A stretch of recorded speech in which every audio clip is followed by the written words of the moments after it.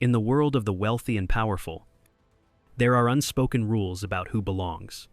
At his son's graduation, Marcus Thorne, a retired Army Ranger and a quiet, humble man, was told he had broken those rules. In front of hundreds of people, security guards decided he was an outsider who needed to be removed from his VIP seat. They saw his skin color before they saw his character. They saw his simple suit before they saw his incredible sacrifice. They were about to publicly humiliate him. But what they didn't know was that Marcus had allies hidden in plain sight throughout that very crowd.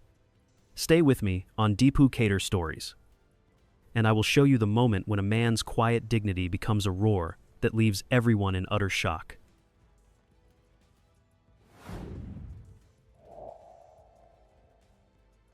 A seat of honor.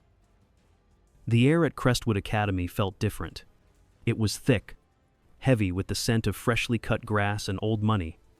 On the vast lawn, a sea of navy blue graduation gowns rippled under the gentle afternoon sun. Parents, impeccably dressed, occupied the endless rows of white chairs. Their faces were a carefully composed blend of pride and quiet expectation.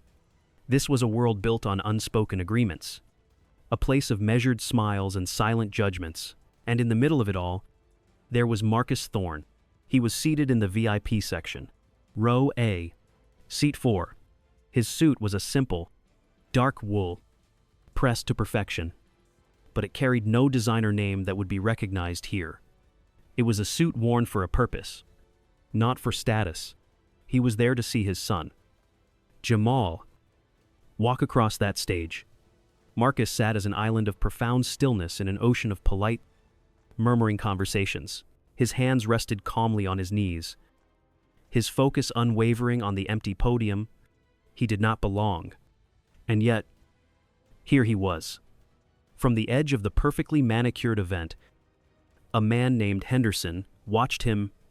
Henderson was the head of security, a title he wore like a badge of honor, pinned to the chest of his slightly too tight blazer. His eyes scanned the scene, an inventory of order and compliance. He saw the dark suit, he saw the black skin, and he saw the seat number, a seat in a section reserved for the school's most generous patrons.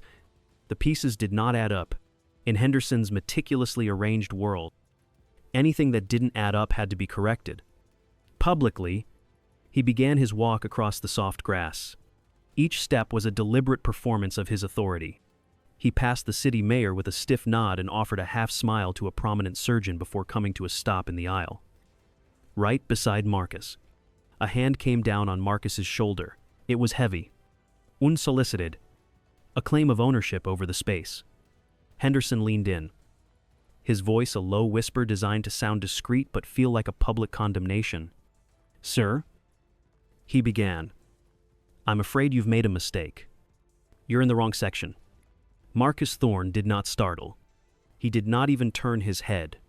He simply lifted his gaze, meeting Henderson's eyes in the faint reflection on the cover of a program someone had left on the adjacent seat.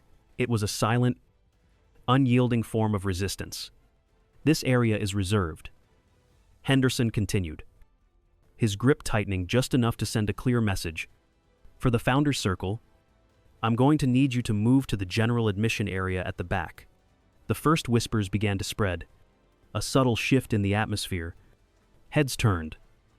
First, curiously, then with a shared, uncomfortable understanding. The humiliation was the real objective.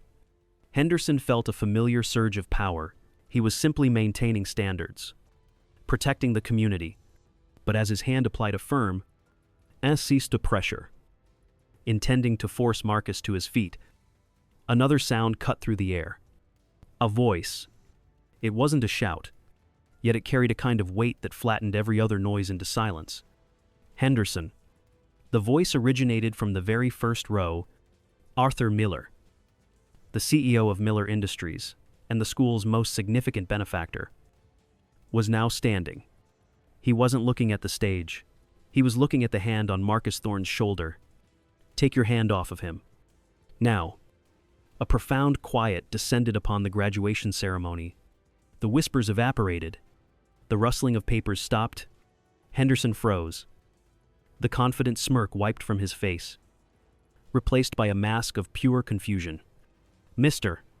Miller took one deliberate step into the aisle, his eyes like chips of ice. His voice was no longer a request. It was a verdict. "That man," he said, his words ringing out with clarity, "carried my son on his back through an ambush in Kandahar. He is the only reason my boy is alive to receive his diploma today." He let the words sink in. A heavy stone dropped into a silent pond. "You do not have the right to lay a hand on him." Before the wave of shock could even crest, another person stood, a few seats away from Mr. Miller. Maria Garcia, the chairwoman of the school board, rose to her feet. Her authority was different, quieter, but absolute. Her voice was calm, yet it sliced through the tension. "Mr. Henderson," she said, "your own son, Kevin, is a member of the school's student startup club." Correct, stunned. Henderson could only manage a weak yakinod. "Mrs." Garcia's gaze swept across the bewildered faces in the crowd before returning to him. "The man you are trying to remove," she stated, each word a nail in the coffin of his career, "is their silent mentor. He is the one who has volunteered his time every weekend for the past year to guide them. He is the reason your son's team is heading to the national championship next month." The collapse was total. It was a quiet, devastating implosion. The blood drained from Henderson's face, leaving it a pale, sickly white. The hand that had held so much arrogant power just moments before fell limply to his side. His mouth hung open, a silent testament to a man who had just publicly confronted a war hero and insulted his own son's mentor in a single, catastrophic misjudgment. A new kind of shock rippled through the audience. A truth, revealed in a matter of seconds. But this story did not truly begin here. Under the weight of 1,000 judging eyes, it began with a promise, made in the stillness of an early morning, long before the expensive suits and the VIP seats ever meant a thing. A father's promise. The defining moment of that graduation day did not begin under the judgmental eyes of the Crestwood elite. It began many hours earlier, in the profound quiet of a small, orderly house on the other side of town. Morning sunlight streamed through the clean kitchen window, illuminating the faint steam rising from a lone coffee mug on the counter. It was a space defined by peace and discipline. In his bedroom, Marcus Thorne stood before his closet. This was not a moment of indecision, but one of quiet ceremony. His hand moved past the worn comfort of his work shirts and durable denim, reaching for a sealed garment bag tucked away in the back. Within its protective confines rested a dark wool suit, reserved only for occasions that carried the weight of a lifetime. He unzipped the bag, and the faint, clean scent of cedar filled the air. He laid the suit across his bed with the care of a soldier handling a dress uniform. The fabric was smooth and substantial beneath his calloused fingertips.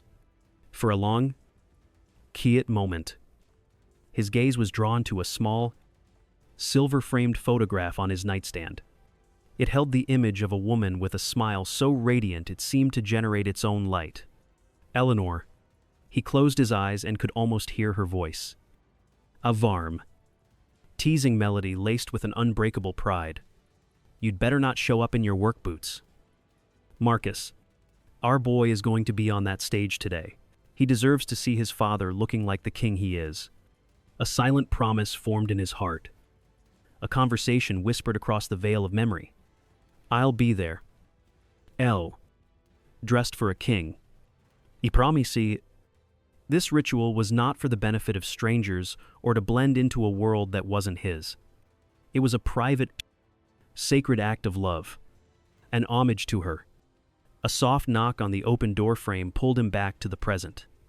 Jamal was standing there, already cloaked in his deep blue graduation gown.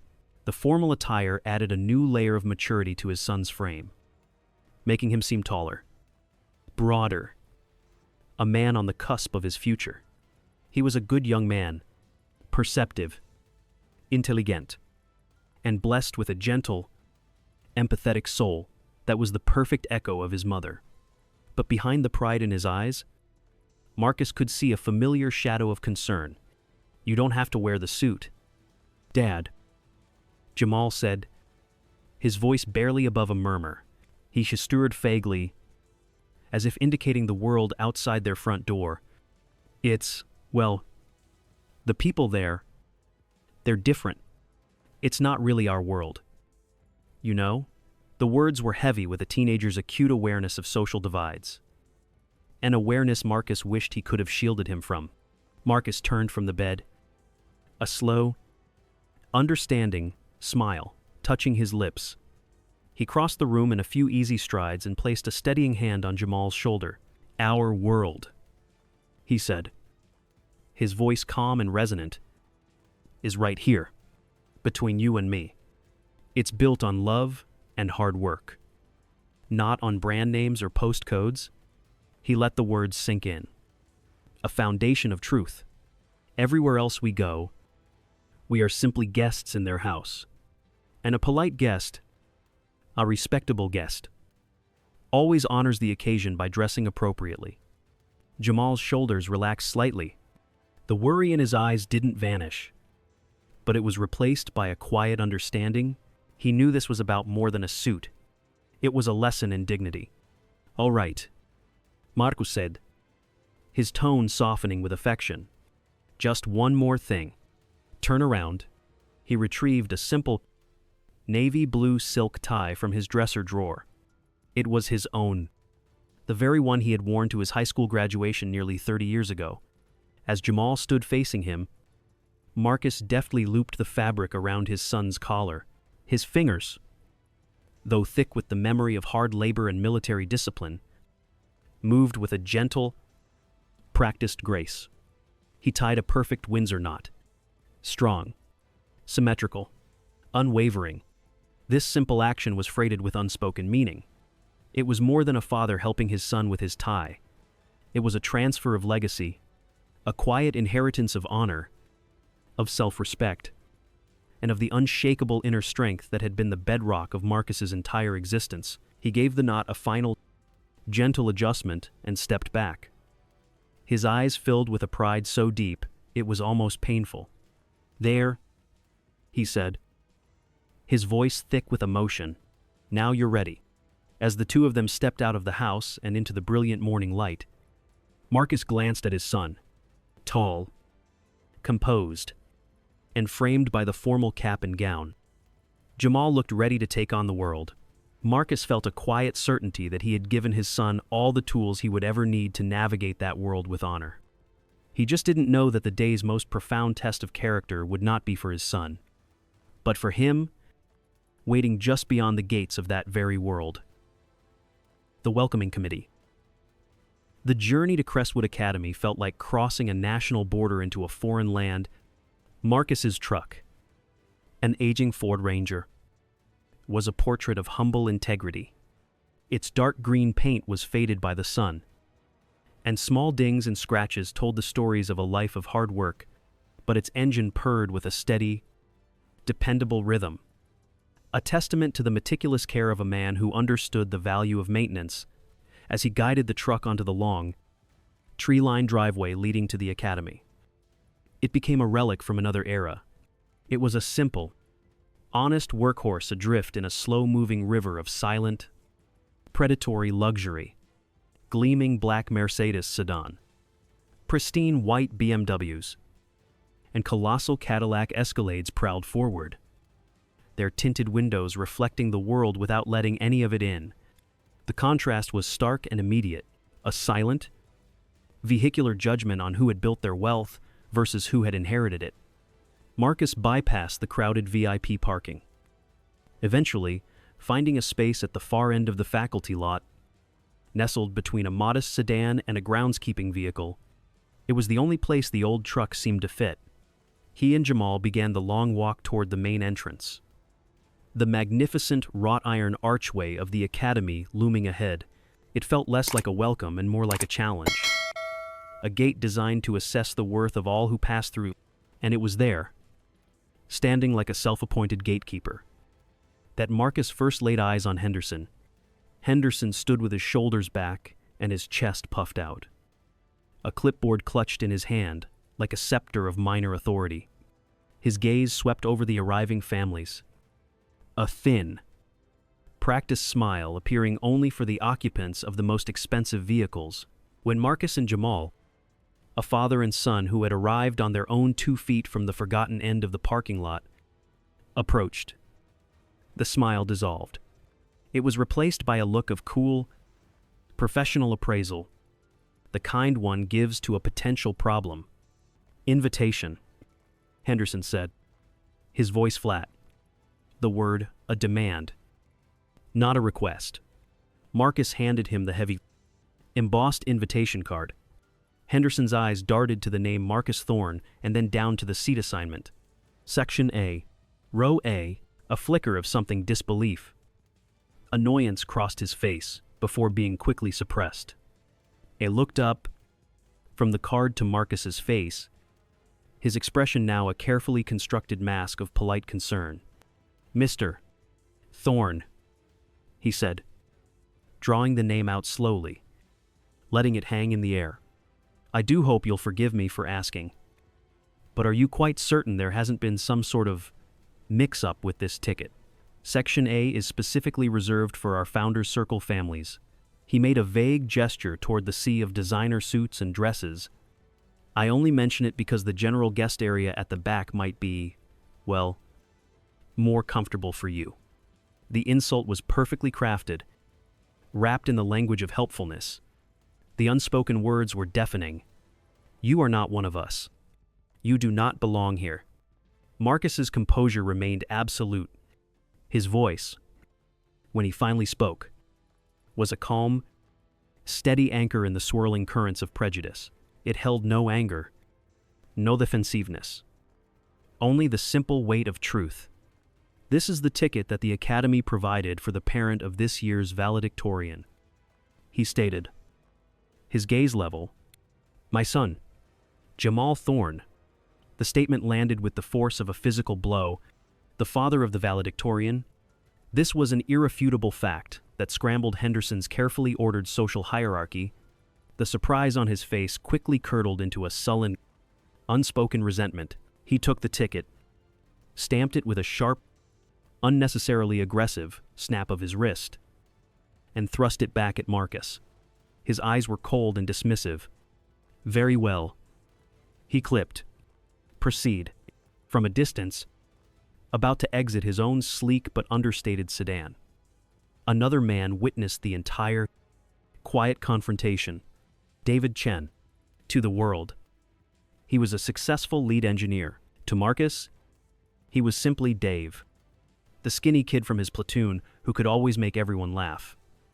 Even when they were scared out of their minds, David had seen Marcus and had been about to call out, a wide grin already forming on his face. But then he saw Henderson. He saw the posture, the dismissive glance, the entire performance of gatekeeping. The grin vanished. His hand froze on the door handle. He knew that look. He had seen it on the faces of dismissive officers and prejudiced locals his whole life. A deep frown settled on David's features. He decided to hold back, to wait, to watch. A friendly reunion could wait. Right now, his old friend might just need a quiet overwatch. David Chen has seen the first move on the chessboard. Now, the game moves inside, and Henderson is about to make his next, much more aggressive play. We are all witnesses now, but some of us are allies. If you're an ally for quiet strength and dignity, type ally in the comments to let me know you're still here with us. A matter of place. The interior of the event was a different world. A carefully managed ecosystem of wealth and influence. Marcus moved through the clusters of parents, his quiet presence, an interruption to their light. Airy conversations about summering in Nantucket and the pros and cons of various Ivy League schools. He followed the small, discreet signs, his steps sure and steady on the soft grass. He found his assigned seat without any trouble, Row A. Seat 4. The view was perfect. An unobstructed line of sight to the podium where Jamal would soon deliver his address. For a brief, peaceful moment, he allowed himself to simply be a father. A wave of profound pride washed over him. So powerful, it almost took his breath away. He had kept his promise to Eleanor. He was here. This was Jamal's moment. But the tranquility was a fragile thing, and it was about to be shattered. He sensed, more than saw, Henderson approaching from his right. He was no longer trying to be discreet, and he was not alone. Flanking him was another, younger security guard named Clark. The younger man's discomfort was palpable.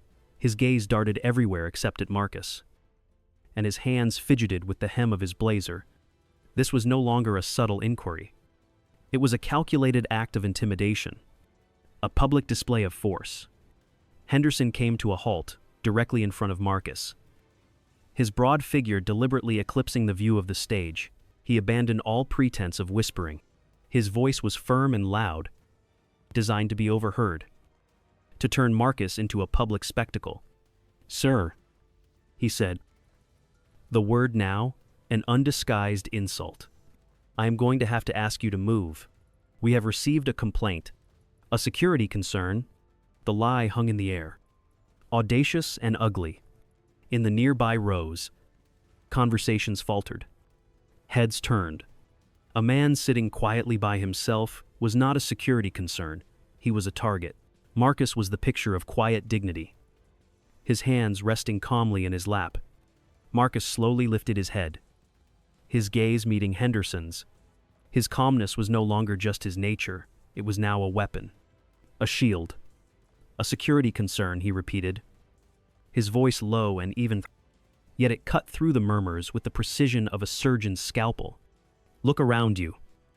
Henderson, tell me, am I the only security threat you see within this 10-meter radius?" The directness of the challenge, the use of his name, the unshakable logic, it all seemed to strip away Henderson's thin veneer of professionalism. His authority was not just being questioned, it was being exposed as a sham. A dark flush of anger crept up his neck. "We have protocols," he snapped, his voice rising in volume and impatience. "I am giving you one last chance. Are you going to move? Or am I going to be forced to physically escort you from this area, Clark?" The younger guard shifted his weight from one foot to the other, looking miserable. "Sir, maybe we should just double-check the seating manifest with the event staff," he muttered. A weak attempt at de-escalation. Henderson shot him a venomous glare that immediately silenced him. The silence that followed from the surrounding parents was heavy and suffocating. There were whispers now, a low hum of gossip and judgment. Some shot disapproving looks at Henderson, but many more directed curious, suspicious glances at Marcus. No one spoke up. No one intervened. In their collective silence, they became unwitting accomplices, forging an invisible wall of isolation and pressure around the solitary man in row A. From his seat in the student section high up in the bleachers, Jamal watched the entire drama unfold, his heart seized in his chest. A cold, painful knot of fear and rage. He saw the two uniformed men towering over his father. He saw the sea of turning heads below, the whispering mouths, the indifferent faces. A white-hot wave of fury washed over him, so intense it made his hands tremble. He wanted to scream, to leap over the railing, to defend his father, but he was paralyzed, pinned to his seat by the weight of decorum and the crushing realization that any action he took would only escalate the humiliation his father was so calmly enduring. Henderson, emboldened by the crowd's inaction, took a final, decisive step forward. His hand reached out, poised to grab Marcus's arm and physically enforce his will. He saw only one man, a man who didn't belong, a man who was alone. He was wrong. Henderson believed he was confronting a solitary individual. He had no way of knowing that in the vast theater of Marcus Thorne's mind, He was not alone at all. He was standing shoulder to shoulder with his men. In a sun-scorched, dusty valley half a world away, a place where life and death were decided in the space of a single heartbeat. Echoes of Kandahar. As Henderson's hand reached forward, the manicured green lawn of Crestwood Academy dissolved. The polite murmurs of the crowd faded, replaced by a different sound. The high, thin whistle of wind sweeping through a barren, sun-scorched valley. The air was no longer cool and fragrant with cut grass. It was thick with dust and the metallic tang of fear. The place was the Arghandab River Valley. The province, Kandahar. And Sergeant Marcus Thorne was not sitting. He was running. The world was chaos, a symphony of destruction. The sharp crack, crack, crack of enemy rifles echoed from the ridgeline. The sound impossibly close. Bullets whizzed past his helmet. Angry hornets in the searing afternoon air. A deafening explosion to his left sent a shower of rocks and dirt into the sky. It was a perfectly executed ambush. They had walked right into a kill zone. Through the ringing in his ears and the haze of kicked-up dust, Marcus scanned the terrain. His men were pinned down. Returning fire from behind the scant cover of a few large boulders, the radio crackled in his ear. The captain's voice strained and urgent. All call signs. Fall back to the rally point, I say again. Break contact and fall back. Now the order was logical. To stay was suicide. Marcus began to move, providing covering fire for two of his younger soldiers to scramble backward. But then he saw it. Through a momentary clearing in the smoke, he saw a shape, a lone soldier, slumped against a rock outcropping about 50 yards away. In the heart of the enemy's field of fire. His leg was twisted at an unnatural angle. He wasn't moving. It was the kid, Miller, Alex Miller, a fresh-faced 19-year-old from a wealthy family who had joined against his father's wishes, determined to prove something to the world. "We've got a man down," Marcus yelled into his radio. His voice raw. The captain's voice came back, laced with the agony of a terrible choice. "We can't get to him. Thorne, he's too exposed. We pull back now or we lose everyone." Marcus watched as the rest of his unit began a tactical retreat, disappearing one by one behind a safer ridge. He was alone, his heart pounding a furious rhythm against his ribs. He looked at the exposed position where Alex Miller lay, and then at the path to safety. The order was clear. His own survival was clear, but something else was clearer. A core principle that had been forged in him through years of service. He keyed his mic, his voice low and steady. A stark contrast to the surrounding chaos. "Negative. Captain, I'm going back for the kid." He didn't wait for a reply. He broke cover. The next 30 seconds were a lifetime. He ran in a low crouch, his rifle barking, sending short tapetsitter, controlled bursts of fire toward the enemy positions on the ridge. Dust kicked up at his feet. A bullet ricocheted off a rock near his head with a terrifying ping. He didn't stop. He pushed through the wall of noise and fear. His focus narrowed to a single point, the slumped figure of the young soldier. He slid the last few feet on his knees, landing beside Alex. The kid's eyes were wide with terror and pain, his face pale beneath a layer of grime. "Sarge," he gasped, his voice trembling. I think my leg is broken." Marcus didn't waste time on a full assessment. He grabbed Alex's pack and began cutting it away. All around them, the world was still exploding. "Look at me, Miller," Marcus commanded, his voice cutting through the kid's panic. He grabbed Alex by the front of his body armor, forcing eye contact. "Look at me. Breathe. Just breathe. I am going to get you out of here.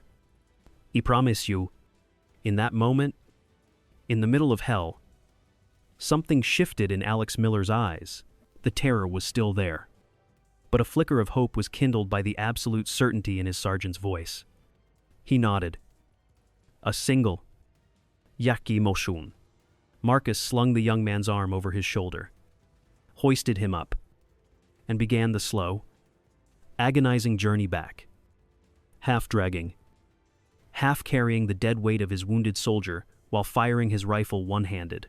Later, in the relative safety of a medevac chopper, the roar of the rotors, a welcome sound.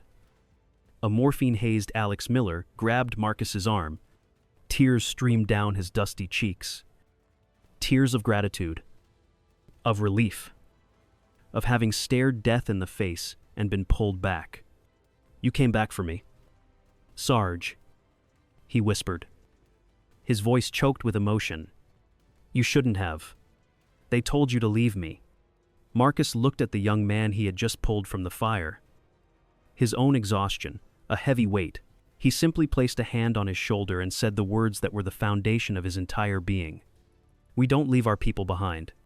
Years later, in a comfortable, air-conditioned auditorium, a petty man was about to learn the true meaning of that creed, because Marcus's people, though he did not know it, were right here. The Alliance. The world snapped back into focus. The sterile green of the Crestwood lawn, the murmur of the crowd, the overbearing presence of Henderson, his hand poised in the air, a breath away from seizing Marcus's arm. The past receded, but its echo remained. Strengthening the steel in Marcus's spine, he did not flinch. He simply waited. But before Henderson's fingers could make contact, a new sound broke the tense silence.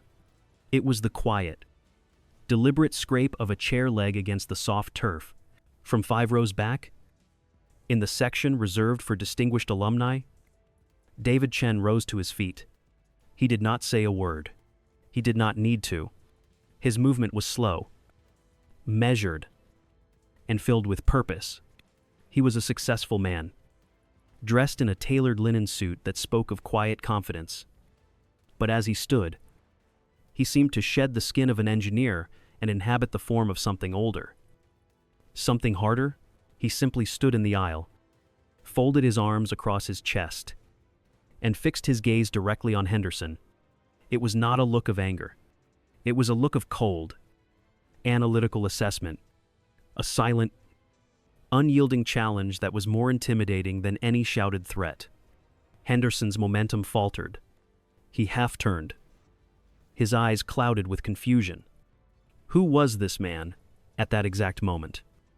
Across the wide expanse of seating, another man was stirred from his polite distraction, Alex Miller, now a confident young architect in his late 20s, was here for his younger sister's graduation.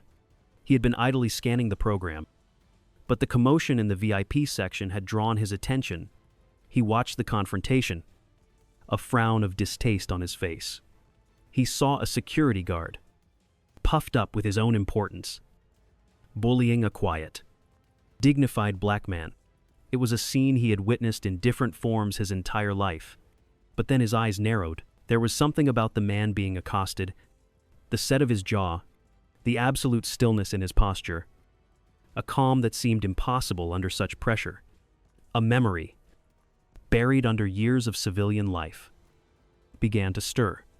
A dusty valley, the taste of fear, the deafening roar of an ambush, and a face, calm and resolute, leaning in close and promising survival. His breath caught in his throat. The face was older now, the lines around the eyes deeper, but it was the same, unmistakable. Sergeant Torn. Alex whispered. The name, a ghost on his lips. Without a second thought, he was on his feet. The movement was sudden, instinctual. A dozen heads in his section turned toward him. He didn't notice. His entire being was focused on the scene unfolding 50 yards away. The confusion on his face was replaced by a wave of raw, powerful emotion, recognition, gratitude, and a sudden, fierce protectiveness. The atmosphere on the lawn shifted. The quiet whispers of the crowd changed in tone. This was no longer just a bit of uncomfortable drama. It was now something more. 2 well-dressed, respectable men, from 2 completely different sections of the event, were now standing in silent, unified opposition to the security guard. The audience could feel the invisible lines of an alliance being drawn across the field. Something important was happening. And they were all witnesses. Henderson was now completely flustered. His simple equation of power had been complicated by two new, unknown variables. His gaze darted from the stoic, silent challenge of David Chen to the emotionally charged figure of Alex Miller, and then back to Marcus. For a moment, indecision paralyzed him, but his pride, bruised and cornered, made the fatal decision for him. He could not back down now. To retreat would be to admit he was wrong. He chose to ignore the two standing men, dismissing them as irrelevant. He would deal with his original problem first. He turned his full attention back to Marcus, his face a mask of grim determination. His voice was a low growl. "This is your final warning. I asked you to move." He had made a catastrophic error in judgment. He thought he was merely trying to remove one man.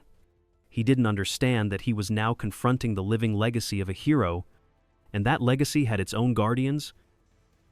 The reckoning. The final, irrevocable line was crossed. Henderson's hand, thick and heavy, landed on Marcus's shoulder, his fingers digging into the fine wool of the suit. He began to pull. A brutish, physical assertion of his authority, and in that instant, the dam of civility broke. Henderson. The voice was a thunderclap that cracked across the pristine lawn. It was not a shout, but an explosion of pure, condensed power. Every head snapped toward the front row.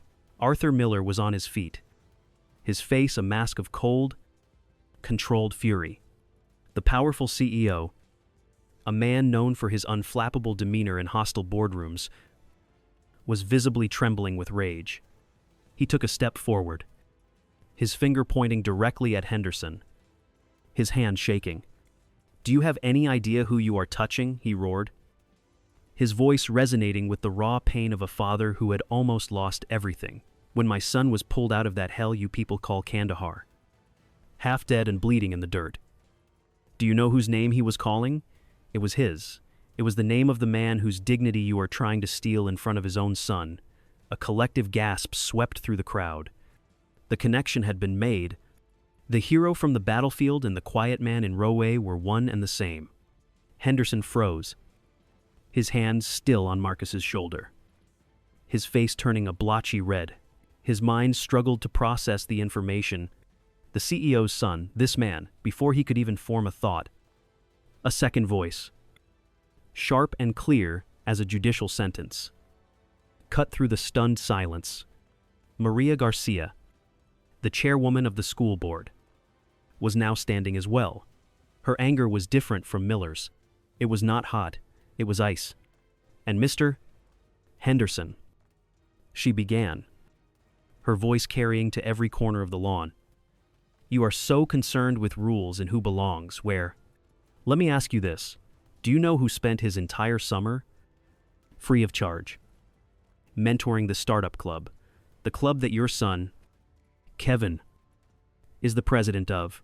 She paused, letting the question hang in the air. "A public indictment. Do you know who taught those kids, including your own son, about integrity, perseverance, and ethical business practices? It was that man, the same man you are physically assaulting for sitting in a seat he more than earned." If Arthur Miller's words were a cannon blast, Maria Garcia's were a sniper's bullet, aimed directly at the heart of Henderson's hypocrisy. The collapse was absolute. It was a public disintegration. The blotchy red on Henderson's face drained away, leaving a pale, clammy white. His jaw went slack. The hand that had been gripping Marcus's shoulder so forcefully went limp, sliding off the suit as if it had been burned. He stared at Marcus, but he wasn't seeing a man anymore. He was seeing the ghost of his own monumental, career-ending stupidity. Suddenly, there was a new flurry of motion. The headmaster of Crestwood Academy, who had been watching the scene from the side of the stage with growing horror, was now hurrying down the steps. His face was ashen. He bypassed Henderson completely, as if the man no longer existed. He stopped directly in front of Marcus. His expression, one of profound mortification. "Mr. Thorne," the headmaster said, his voice trembling slightly, "on behalf of Crestwood Academy, I offer you our deepest, most sincere apologies. There are no words to express how sorry I am for this disgraceful treatment." He then turned, and for the first time, addressed the hollow shell of his security chief. His voice was low, but utterly devoid of mercy. "Henderson, you are fired. Your employment is terminated. Effective immediately. Leave this campus now." The silence that followed was absolute. Not a single person whispered. Not a single program rustled. In that moment, hundreds of the city's most powerful people sat in stunned quiet, witnesses to a swift and total act of justice. A man's arrogance had been publicly dismantled, not by the man he targeted, but by the quiet ripples of goodness and honor that man had unknowingly sent out into the world years before. Justice has been served, but the story is not over. The most important moment, the transfer of a legacy from a father to a son, is still to come. If you've listened this far, help me out by commenting the number 1 below, just so I know my fellow travelers on this journey are still with me. Your presence is the greatest encouragement for me to tell this final part, where the deepest lessons are found. Son's inheritance. The ceremony stuttered back to life, but its spirit had been irrevocably altered. The polite, self-congratulatory atmosphere had been shattered, replaced by something more substantial, more somber, a palpable current of collective shame, and a newly minted, profound respect flowed through the silent rows of chairs. When the headmaster, his voice still laced with a tremor of shock, returned to the podium to announce the class valedictorian, a hush unlike any before fell over the lawn.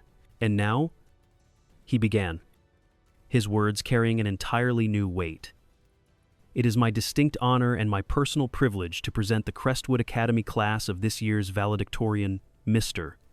Jamal Thorne." What followed was not in the program. It was a spontaneous, unified, and deeply human act of reparation. As Jamal, in a state of surreal disbelief, rose from his seat, a single man in the front row, Arthur Miller got to his feet and began to clap, his applause loud and deliberate. Then David Chen stood, then Maria Garcia. Within a handful of seconds, like a wave gathering unstoppable momentum, the entire audience was standing. The sound that erupted across the lawn was not mere applause. It was a deafening, sustained ovation, a roar of respect that seemed to physically push back against the injustice that had occurred just moments before.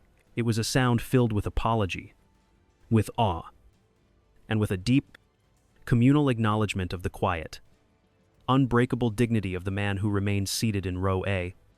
As Jamal made his way to the stage, his legs feeling unsteady beneath him, his eyes locked with his father's protection, Marcus did not stand. He simply watched his son, a small, proud smile on his face, giving him a single, barely perceptible nod. In that look, an entire library of love, sacrifice, and respect was exchanged. The applause was for Jamal's 4 years of hard work. Yes, but he knew, with a certainty that resonated in his very bones, that it was also a salute to his father's lifetime of honor. Later, long after the diplomas had all been distributed and a sea of blue caps had been joyfully tossed into the afternoon sky, the crowd began to thin, amid the lingering chaos of families embracing, laughing, and posing for 1,000 photographs. Marcus and Jamal found a quiet refuge. They stood beneath the sprawling branches of an ancient oak tree at the edge of the lawn, a silent island away from the deferential, almost guilty glances that were now being cast in their direction. Jamal, clutching the leather-bound diploma in his hand so tightly his knuckles were white, finally turned to his father, His young face was a battlefield of warring emotions. Overwhelming pride fought for territory against a deep Kosiwanga. His eyes were bright, shimmering with unshed tears of fury and love. I hated them. Dad, he finally said, the words tumbling out in a raw, trembling rush of painful honesty. When that man was standing over you, when his hands were on you, and they all just sat there. They just watched it happen. In that moment, I hated every single one of them. I wanted to tear this gown off, throw this diploma on the ground, and just walk away from this whole world. Marcus didn't offer empty platitudes or easy reassurances. He simply opened his arms, and Jamal, the towering, confident valedictorian who had just delivered a flawless speech, collapsed into his father's embrace and finally let the tears fall. Shaking with the force of the afternoon's emotions, Marcus held him, a steady, unmoving anchor in his son's storm, until the tremors began to subside. He then pulled back just enough to look his son in the eye, his hands resting firmly on Jamal's shoulders. Anger is a fire. Son, he said, his voice low and resonant, filled with the calm wisdom of a man who had walked through real flames. It can keep you warm when you're cold and lost, but if you aren't careful, it will burn down your own house with you inside it. The legacy I want to leave for you, the inheritance from your mother and from me, it is not that fire. He looked deep into his son's eyes, impressing the truth upon him. Our inheritance is our integrity. It is the one thing in this entire world that no one can ever take from you. They can challenge your right to be in a room. They can insult you. They can dismiss you. But they cannot take your honor. Son, not unless you hand it to them. As the profound truth of his words settled in the quiet air between them, two figures approached, their steps slow and respectful. Arthur Miller and David Chen. All pretense of social standing had been stripped away. David reached them first and, without a word, pulled Marcus into a fierce, powerful hug, clapping him hard on the back. It was an embrace that spoke of shared foxholes and unbreakable bonds. Arthur Miller stood back for a moment, his expression one of reverence. He then stepped forward and placed a hand on Marcus's shoulder, the very same shoulder Henderson had gripped with such contempt, but this touch was gentle, a gesture of profound respect. Thank you, Marcus, he said, his voice thick with an emotion that went far beyond mere gratitude. Again, for everything. He then turned his warm gaze to Jamal, a genuine smile finally reaching his eyes. Your father is the finest man I have ever had the privilege to know. Congratulations. Young man, you have made him so very proud. Jamal stood there, diploma in hand, looking from his father to these two men, a titan of industry and a loyal brother in arms, both standing as willing sentinels of his father's honor. And in that moment, the last embers of his own white-hot anger finally cooled, replaced by the warm, steady glow of a profound inhuad, soul-deep understanding of the true measure of the man who had raised him. The drive home. The ride home was enveloped in a comfortable silence at first. The ornate, wrought iron gates of Crestwood Academy, which had earlier seemed so intimidating, now shrank in the rearview mirror, becoming a small lication, insignificant detail in a day that had been defined by so much more. Soon, the old Ford Ranger was back on familiar, unassuming roads, leaving the world of pristine lawns and unspoken hierarchies far behind. The setting sun bathed the landscape in a warm, forgiving light, casting long shadows and painting the sky in hues of orange and deep purple. The cab of the truck was their sanctuary, a small, private world filled with the steady, reassuring hum of an engine that had never let them down, and the faint, comforting scent of old vinyl and honest work. It was in this transitional space, between the rarefied world they had just departed and the warm reality of the home they were returning to, that the day's final and most crucial lesson would be imparted. Jamal turned in his passenger seat, the worn leather creaking softly under his weight. He had been replaying the afternoon's events over and over in his mind, trying to understand the intricate mechanics of what had transpired. He looked at his father's profile against the setting sun calm. Resolute. His hands resting easily on the steering wheel, as if he were simply returning from another day's work.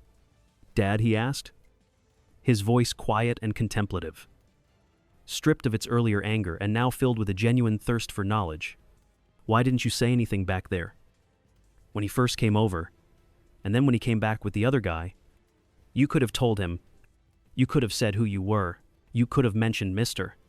Miller's son and ended the whole thing right there. Why did you just sit there?" Marcus kept his eyes on the road for a long moment.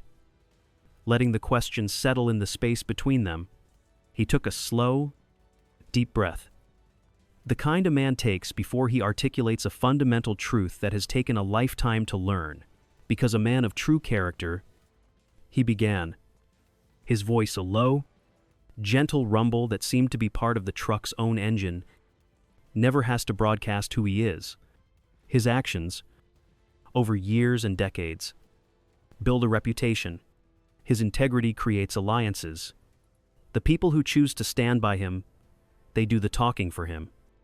When it matters most, he glanced over at Jamal, and in the dimming light, his son could see a profound wisdom in his eyes. "What you witnessed today, son, that was a real-world lesson in something they don't cover in any textbook at Crestwood. It's called social capital. It's the most valuable currency on earth. But you can't earn it with money." He paused, ensuring Jamal was truly listening.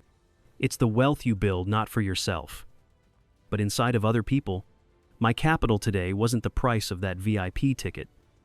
It was stored in the gratitude of a father who got his boy back from a war. It was invested in the loyalty of a friend who remembers what it feels like to trust someone with your life." He looked back at the road. "That, Jamal, is the only kind of wealth that can't be stolen. And the only kind that truly sets you free." He was explaining his silence not as an act of weakness, but as the ultimate act of faith. Faith in the bonds he had forged. Faith that the man he had been his entire life would be enough. And today, that faith had been rewarded with a chorus of powerful voices. The old truck began to slow, its turn signal clicking a steady, rhythmic beat. But instead of turning onto their residential street, Marcus steered the Ranger into the brightly lit parking lot of a Waffle House. Its iconic yellow sign glowed like a warm, welcoming beacon against the deepening twilight. Inside, the air hummed with the cheerful clatter of cutlery, the sizzle of hash browns on the grill, and the easy, unpretentious murmur of ordinary people sharing a meal. It was a universe away from the hushed, judgmental prestige of Crestwood. It was genuine. They slid into a worn vinyl booth, and as a friendly waitress poured them both a cup of strong, hot coffee, the last of the day's immense tension finally uncoiled from Jamal's shoulders. He watched his father, this quiet hero, this man of immense social wealth, talking and laughing easily with the waitress. Here, there was no judgment, no hierarchy. Here, he was simply a good man, celebrating his son's graduation. The narrator's voice, now warm, intimate, and reflective, closes the story. On that day, Jamal Thorne received a piece of paper that certified his academic achievements. He had graduated at the very top of his class, but the greatest lesson he would ever learn was not delivered from a podium, nor was it found within the pages of any book. It was a lesson learned in the passenger seat of a humble pickup truck. On the long and quiet drive home, it was a lesson from his father, a man of few words, who had shown him that your true value in this world is never determined by where you are told to sit, but by the stand you have the courage to take. In the end, this story shows that dignity doesn't need to shout. In a world quick to judge based on appearances, the strongest shields we have are our integrity and the alliances we build through kindness and respect. Henderson saw an outsider, but Marcus's community saw a hero and a mentor. I'm curious, What does the word honor mean to you? After hearing this story, please share your reflections below. If you enjoy exploring these powerful human moments, feel free to join our community by subscribing to Deepu Cater Stories. Thank you so much for being here and for listening, my friend.